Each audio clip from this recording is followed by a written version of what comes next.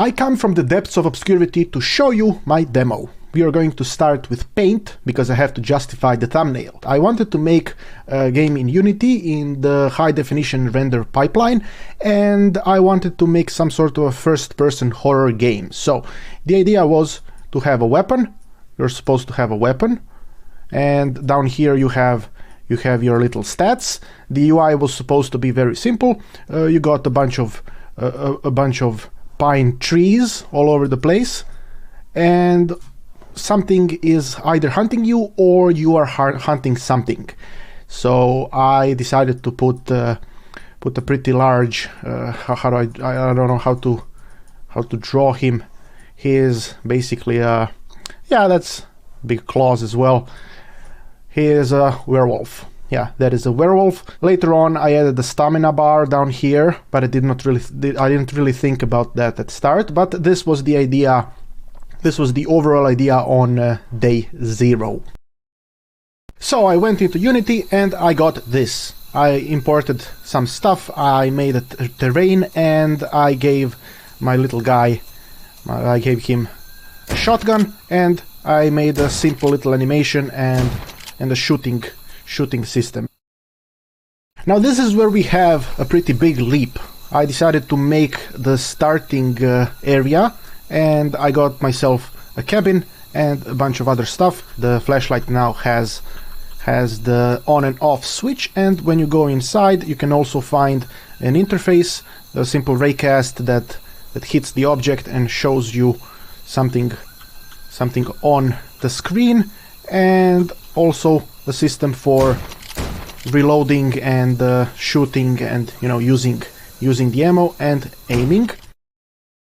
Now, as you can see here, there have been a few little changes compared to the previous day. I have added this big guy waiting behind, and of course now you don't have the shotgun anymore, you have to equip it. So the equipping works, although I broke a bunch of sounds and I broke a bunch of things when I added this guy and when I changed the system for the shotgun.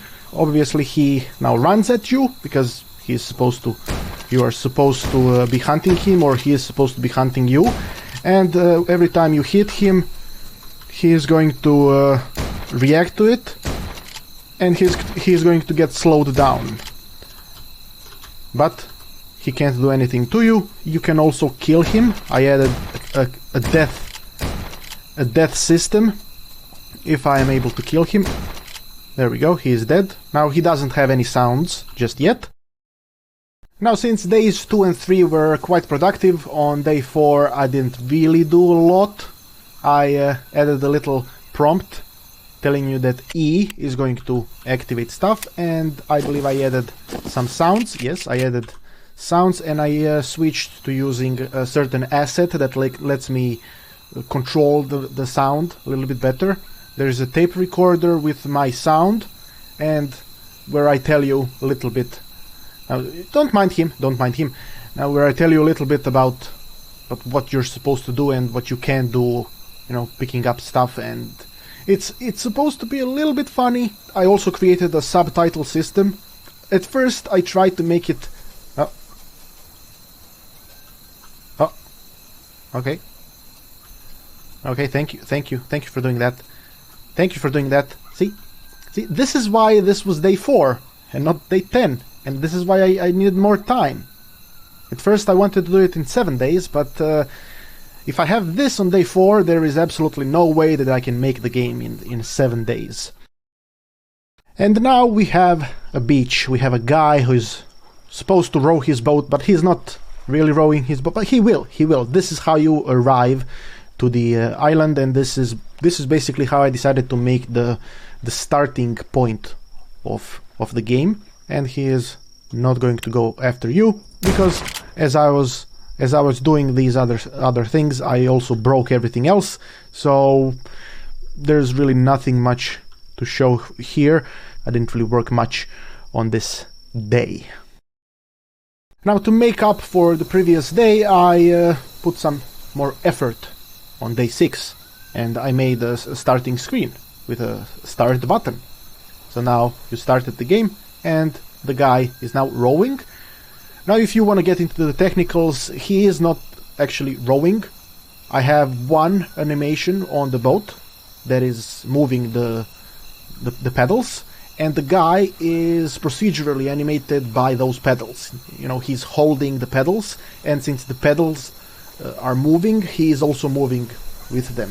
So that was pretty easy to set up because I have some other assets. Now obviously all of this could not be made in 10 days by a single person making everything from scratch. That's just, you know, that's not possible.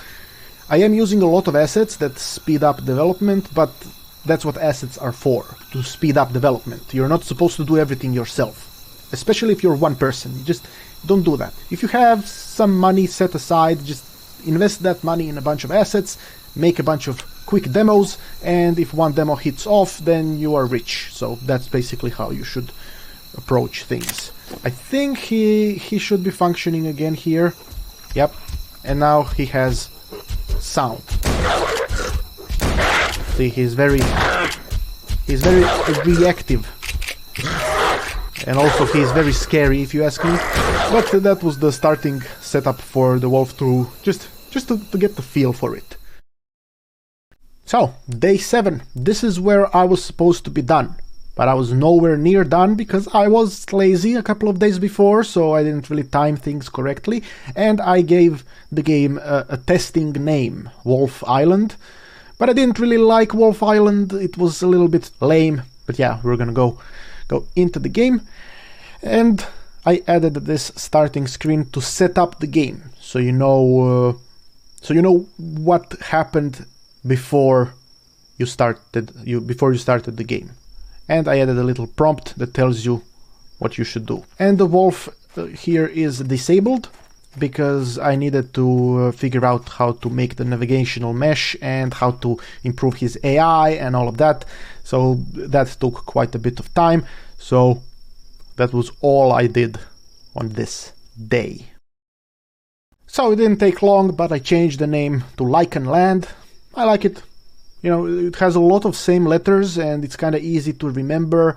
And there's not a lot of games called Lycan, probably because people don't actually understand that lycanthrope and Lycan is a werewolf thing, so most just use the word werewolf. But the word werewolf is boring. I added a bunch of options. You can change your field of view from 60, 70 to 80, and you can control your audio. Now, this took a lot of time to set up. You would probably assume that this should be a slider. It goes like from 60, 61, 62 until 80, but due to the systems that I'm using, it's a little bit complicated to do that. So I decided to pick 3 values, and the game starts with 70. So 80 I feel like is a little bit too much, and 60 is a little bit too low, and 70 is pretty good for me, at least. I don't really know what you prefer, but that is what I decided to go with. One other thing that I did on this day was, bringing back this guy. He just hunts you until you die or he dies, so this was very early testing for the AI. See, he's very dumb. Day 8 was a lot of testing, not a lot of work done. Now comes the time for proper AI, or at least barely functional and usable AI. So as soon as the game starts, he starts running after you, and he can kind of predict where you go. And I added some physical animations to him, which was a little bit funny. And I added actual damage and healing. So you can now get hurt by him, and he can kill you, and you can heal, because you have a little first aid kit. And when he hits the... Ouch, that hurts me, please. Please don't pain me. But that is everything that was added on this day. He's much smarter, and it's much better because he can hit you, and the impact is pretty good, and the camera shake is beautiful. Every game should have a lot of camera shake, and when you add sounds to it, sounds plus camera shake, and it's perfect. And now I'm supposed to be dead because I made it so if you get hit twice, you're dead, because it's a big ass werewolf, so you're supposed to die quickly. So you should not allow him to hit you twice, or at least if you don't have a first aid kit. If you have a first aid kit, then 3 times. And here we are, to the game. This is the game that is available for playing right now. You can download it in the description below, or go on itch.io and find it. Lycan Land, start options, exit, and I added a little bit of a thing down here that leads to my channel. If people want to be informed about this video or something else that I may be doing in the future. So in the options, I added some extra stuff. So post-processing effects, you can enable and disable them. You can also enable and disable full screen, and you can change your resolution, and the controls are down here. I felt like I needed to add the full screen and the resolutions and post-processing effects because it is a rather demanding game. The Unity high definition rendering pipeline it's demanding even for a simple game. I feel like adding the option to lowering the resolution if you want, or going out of full screen and then resizing the window to a custom resolution of your choice, it was something that needed to be added. So the final version has a stamina bar. Once you run, the stamina gets depleted, and once it gets completely depleted, you can't run anymore, and it gets refilled immediately, and it goes away if you don't hold shift. Now the lights and everything is baked to improve performance, which makes things a little bit odd when it comes to the lighting. I feel like it is a little bit odd, but it is pretty good. I gave the werewolf a little bit better AI. At start, he is far away, and you have to go towards the center of the island to find him or to get in his range. Once you get in his range, he's going to howl, and then he's going to start following you. And then when he comes close enough, he's going to start chasing you.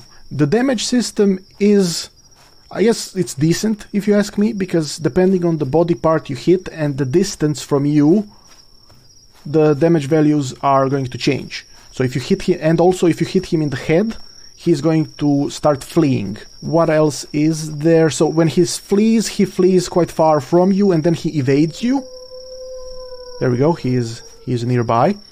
And then he evades you. And I wanted to make it better, so when he evades you, that he goes, around you, so that he isn't, so that he doesn't come from the same direction that he howls from, because then you know where he will come from, which is kind of lame. But he also tries to predict where you will go, and then he evades that position. But then if you're close to him, see, he's coming from the same spot where he was howling.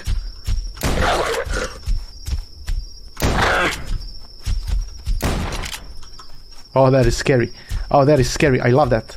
I love the part where he stops running and starts walking towards you. He's like I'm a big man, you can't do anything to me. It is functional. There is a gameplay loop. You can either, follow him or run away from him, try to evade him for as long as you can. You can try that, but every 5 minutes his range automatically increases.